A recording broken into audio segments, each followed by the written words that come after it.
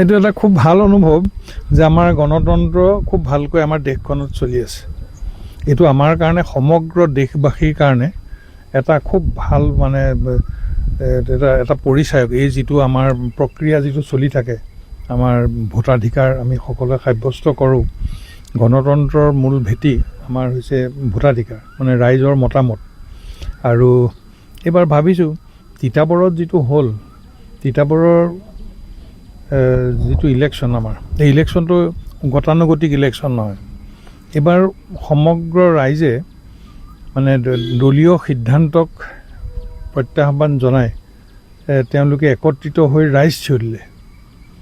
আৰু যদিও মই বিচৰা নাছিলোঁ মই ইলেকশ্যন খেলিবলৈ, কিন্তু ৰাইজৰ প্ৰবল দাবীত শেষত মই শিৰ নত কৰি ভগৱন্তৰ ওচৰত চিন্তা কৰি পেলাই মই আগবাঢ়িলোঁ।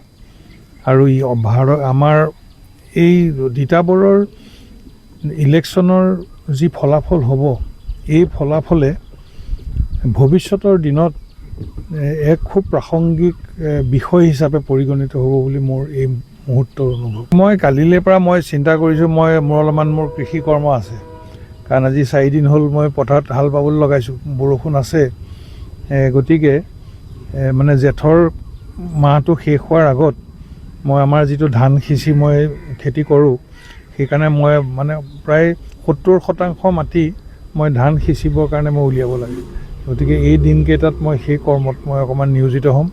আৰু তাৰ লগতে বন্ধু বান্ধৱ যিসকলে মোক সহায় কৰিলে তেওঁলোককো মই সময় দিব লাগিব।